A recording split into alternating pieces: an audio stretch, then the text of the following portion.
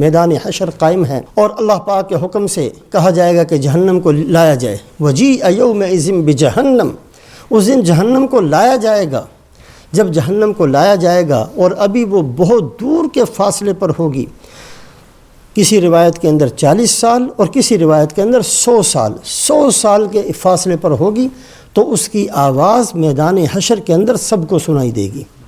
اذا رأتهم من مکان بعید سمعوا لها تغیظا وزفیرا، وہ آواز 100 سال ابھی دور ہے اور اس کی آواز اتنی شدید اور اتنی سخت اور اتنی ڈراؤنی قسم کی اس کے اندر سے میدان حشر کے اندر پہنچے گی کہ حدیث پاک کے اندر آتا ہے کہ انبیاء علیہم الصلوات و تسلیمات بھی گھٹنوں کے بل بیٹھ جائیں گے۔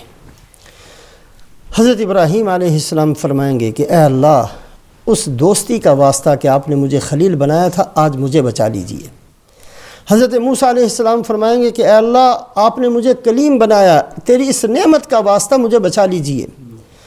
اس طریقے سے بڑے بڑے انبیاء علیہم الصلوات و تسلیمات یہ کہیں گے، اور رسول پاک علیہ الصلاۃ والسلام اس وقت بھی اے اللہ میری امت کو، اے اللہ انسانیت کو، اے اللہ میری امت کو، اے اللہ انسانیت کو آج بچا لیجئے، اے اللہ ان کو اپنے غصے سے محفوظ فرما دیجئے۔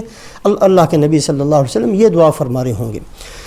تو بہرحال بہت دور ہوگی تو اس کی ایسی چنگھاڑ اور ایسا زوردار اس کے اندر سے آواز نکلے گی۔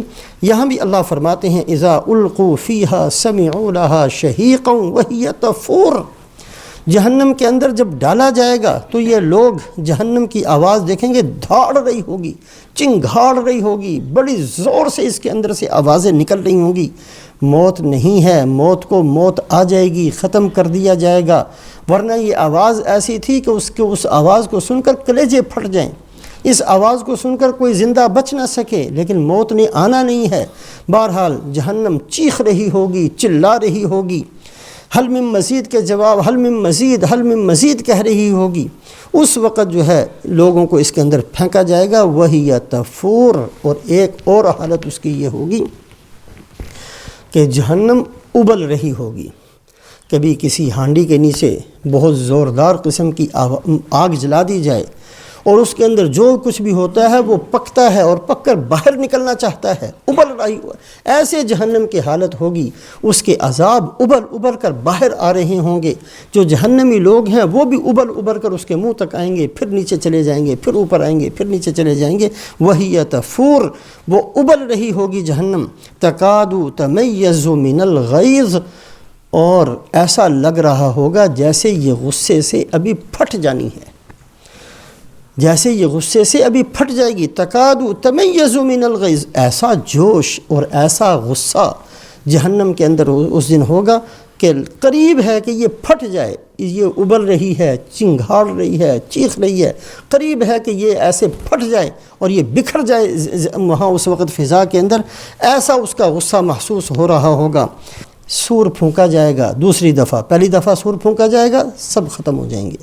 40 سال کے بعد دوبارہ سور پھونکا جائے گا، سب اپنی قبروں سے اٹھیں گے، فتأتون افواجا، اور پھر تم اٹھ کر ہر بندہ نہیں، پھر جماعتیں بن جائیں گی۔ جتنے لوگ آدم علیہ السلام سے لے کر قیامت تک آنے والے ہیں فوری طور پر جماعتوں کے اندر شریک ہو جائیں گے۔ یہ نہیں دیکھا جائے گا یہ کس ملک کا رہنے والا تھا اور یہ کس خاندان کا تھا اور اس کا رنگ کیا تھا اور اس کی زبان کیا تھی۔ اعمال کے اعتبار سے ہر بندہ جیسے عمل کر کے گیا ہے وہ اپنی جماعت میں پہنچ جائے گا۔ اللہ پاک نے ایسا نظام کیا ہے، علامات سے، چہروں سے پہچانے جائیں گے، ہر مجرم کو پہچانا جائے گا صرف اس کے چہرے سے۔ چہرے کی حالت بتا رہی ہوگی یہ زانی ہے، چہرے کی حالت بتا رہی ہوگی یہ جھوٹ بولنے والا ہے، چہرے کی حالت بتا رہی ہوگی یہ دھوکہ دینے والا ہے، چہرے کی حالت بتا رہی ہوگی یہ خیانت کرنے والا ہے، یہ کفر والا ہے، یہ شرک والا ہے۔ ہر گناہ کے ساتھ پہچانے جائیں گے اور ہر بندہ اپنی اپنی جماعت میں پہنچ جائے گا۔ یوم ینفخ فی الصور فتأتون افواجا، سور پھونکا جائے گا، تم لوگ اللہ کے سامنے جماعتوں کی شکل میں پہنچو گے۔